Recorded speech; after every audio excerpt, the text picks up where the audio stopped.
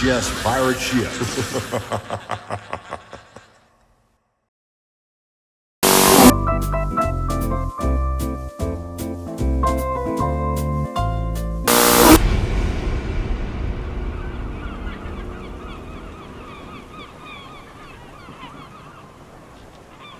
Ahoy there, mates. Greetings, everyone. Welcome aboard the VHS pirate ship. I'm Captain Adam, and today we're going to take a look at some of my most recent thrift store scores. A pretty interesting haul. As you know, I mainly collect VHS, but I also collect all kinds of neat little stuff that happens to tickle my fancy. And, well, this day, fancies were tickled. So let's go ahead and take a look at what I got. First, we have a rather interesting piece, something that is sure to bring back some nostalgia, warm and fuzzies for you. The E.T. card game. This has a Tupperware sticker on it for some reason. I'm not entirely sure. But that is pretty much welded to the cardboard cover, so I'm not going to attempt to remove it because it'll just further damage this box. But pretty decent condition for the age. I believe this is like an 82 or 83. Yeah, all the cards are here. It's complete. One of these days, I'm going to have to break this out, and maybe Little Creep and I could play some E.T. card game. However, I have to look how you play it, but as you can see, there's a number of cards you can use. Fly and Phone Home and Ouch down there. It's I imagine it's sort of like Uno, except, without Uno, or, not being like Uno at all. But there you go. E.T., the extraterrestrial card game from Parker Brothers. Complete, very hard to find complete card games and board games at thrift stores. Next, we have one that's, rather relatively more recent, nostalgia-wise, with the Lost World Jurassic Park, the Complete Dinosaur Scrapbook, a guide to the Jurassic Park and Lost World Jurassic Park. This is from Scholastic Books. You would have bought this at a book fair at school. Pretty interesting find. Now, I'm not that big of a fan of the Lost World. I liked it when it first came out, but then the more I watched it, the more I realized I really don't like it at all. And I'll do a video one day really detailing why I don't like the Lost World. Really, the only film in that series I like is, of course, the first one. Right there, as you can see, here I'm rambling on. But that is a... Oh, let me go back here. Hold on a second. Well, what I was going to say was that this picture up here is a still from the Lost World that they never used in the final cut of the film. So that's pretty interesting. They would use a deleted scene in this. Obviously, this book was out before, or at least ready for production before the film was in theaters, or the final cut of the film was there. So you can see it's just your typical scrapbook stuff. Has stuff from the first movie and, of course, stuff from the Lost World as well. Just a pretty fun find. It's always neat to find Jurassic Park stuff in the wild. And speaking of that, the other week I came across this in the thrift store, a Lost World Jurassic Park 3D board game from '95. Look at that price, though, dude. $30 for a used board game that just isn't complete. And look at that. Price tag is basically spot welded onto the cardboard box. I know I could probably use a heat gun to remove that, but it still would damage the cardboard. The heat guns only do so much, and this kind of material just isn't going to come off completely. So it's like they're asking $30 for this that they claim worth so much money, yet they put this sticker on there to ruin it. So it's like you just completely defunct any value you claim is on there. And of course, if you're a thrifter, then you know that the thrift prices are really kind of getting out of control in a lot of thrift stores. I'm not naming any names, but one in particular seems to think that they're now an antique store as opposed to a thrift shop, and they're some kind of boutique, and they sell all these rare items, and like they can get away with their high prices, but it's preposterous.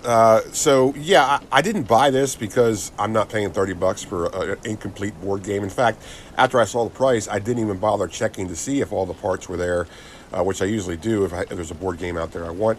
This time I said, no way, Jose, this really should not be any more than $5 like the rest of your board games are. Don't get picky on us now, okay, thrift store. Would you guys watch American Pickers once, and now you think you're an antique store? But anyways, let's move on. Yes, I'm always on the lookout for unique and neato items, and this came across my path in the thrift store. The Femme Fatales magazine from 2001, November of 2001. This is a magazine that I'm very unfamiliar with, but I've done some research, and apparently it's just a magazine that spotlighted actresses that were like sci-fi films, fantasy films, horror movies, adventure movies, stuff like that. And of course, the same kind of television shows. A neat little centerfold poster here. This is a pretty neat magazine. This is the only one I've ever seen. I didn't even know this magazine existed, but pretty neat. Like it highlights all throughout cinematic history of the actresses. Here's a write-up on Josie and the Pussycats, the live-action movie, if anybody remembers that piece of bollocks. But yeah, it just kind of ages this. Oh yeah, Tara Reid. Yeah, I'm sure she plays drums, right? Oh man, I mean, sometimes you just see a movie, just see a poster for a movie, and you're like, I have no business watching that. And of course, Josie and the Pussycats is on that list. But this is a nice little write up on what the heck's her name? Is right there. Oh, Angeline. Whatever, you probably know who she is, but she was in Star Trek and a bunch of stuff. So yeah, pretty interesting find, I thought. And it doesn't get more interesting than stuff surrounding the mystery, or quote unquote mystery, of Elvis Presley's death. Here we have a little book called "Is Elvis Alive?" The Elvis tape. Just you come across this stuff, you're kind of like, I just got to buy it. This is a book by what's her name? Gail Brewer Giorgio. Anyways, just had to have this. I mean, I'm not particularly an Elvis fan, but I'm always interested in just neat stuff like this, weird stuff, conspiracy theory stuff, or is it a conspiracy theory? But a lot of people protest that Elvis is still alive and did in fact fake his own death. In fact, if you've ever seen the movie Bubba Hotep with Bruce Campbell, that is a pretty convincing theory, so I'm all for it. Up next, we actually have a VHS tape that I found at a thrift store recently. Star Trek, the original series, the collector's edition.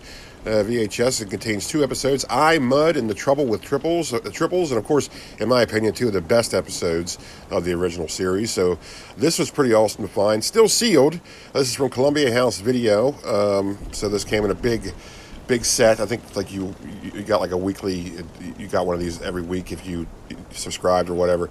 But yeah, this is the only one that was there. Always happy to find VHS in the wild anymore. Very, very seldom do I do, even though most of my collection was started off from thrift store farming. And but yeah, the well of VHS has certainly dried up. And when you do find VHS, it's usually overpriced nonsense because again, they think that they're more than what they are. And I'm not paying $2 for a copy of Twister, okay? And low to anybody who does, okay? Whoa to anybody who does. And so yeah, I was always happy to find VHS in the wild, especially this one. I'm a Star Trek fan, so this was right up my alley. And the price was pretty decent. $5, it's actually $3. This is $3, wasn't it? $3, not bad for this, considering that I'm surprised they didn't put $5 on it because they probably thought it was, maybe $3 is too much. I don't know, but for now, me finding stuff in the thrift store VHS wise, it's reasonable for what it is. Very rare, so I was happy to find this. So yeah, let's move on. Now, if you're a thrifter, where are you at on the clothing department? Do you rummage through the shirts to see what they got? Because usually you can find some pretty cool shirts in there, and I certainly do rummage through the shirts, and I do find some cool stuff sometimes. And always on the lookout for food and beverage stuff because it seems to be, kind of rare, actually. You wouldn't believe it. But here we have something that's, I think, very rare, a Diet Coke shirt. You never see stuff for Diet Coke. Always see stuff for regular Coca-Cola. So when you come across Diet Coke promotional material, I would definitely pick it up because it's just a kind of a rarity out there. Now, based on the design of this shirt, and again, I apologize for the camera angle. It's kind of a tight shot there for a T-shirt, but it's the best I got. But you get the idea. Anyways, based on the design of this and the material, I'm going to say that this shirt was not for sale. It was either a promotional item given out to like customers, or it was for employees that worked at the bottling plant.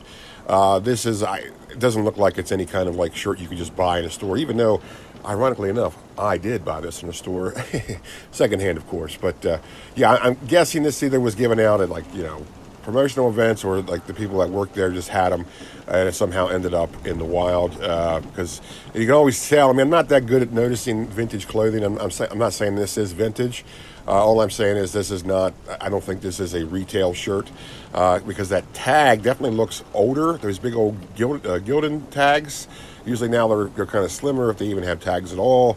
That's how I can always tell if like it's a newer shirt. I mean, even though these big paper tags still exist on modern clothing, but it's just very rare to see that for stuff that's available for retail, at least in my findings. But so yeah, this definitely is an older shirt, I want to say, not vintage, but yeah, just still cool to have. Always neat to find Diet Coke stuff out there. I do sort of collect beverage stuff just because it just looks very interesting and it's very nostalgic. So this is why I got that. And yeah, just a pretty decent haul. You know, nothing extravagant. Not really, you know. It's not like the treasure of the Sierra Madre or anything, but still pretty decent haul considering that, you know, thrifting just really, well, I guess it all depends on where you are regionally, but thrifting in my discoveries anymore really isn't what it used to be. It's either overpriced or the stuff's just a little bit too modern for my taste, just because I guess, you know, I'm getting older too, and all that stuff that I'm looking for just is drying up. Either people already snatch it up or just it's been long gone. So it's just like, yeah, you know, that's just a sign of the time. So, but always fun to find neato stuff in the wild, and I always go at least weekly to see what I can see and see what I can procure for my collections. So definitely stay tuned right here on the VHS Pirate Ship for more fun videos, and definitely more videos about my thrift store scores. I certainly appreciate you watching. Please hit subscribe and like and share, and rummage through all my older videos. I'm sure you'll get a kick out of them. I always appreciate the views. So yeah, man. Hey, you guys take care out there, and I'll see you next time right here on the VHS Pirate Ship. God bless. The VHS Pirate Ship.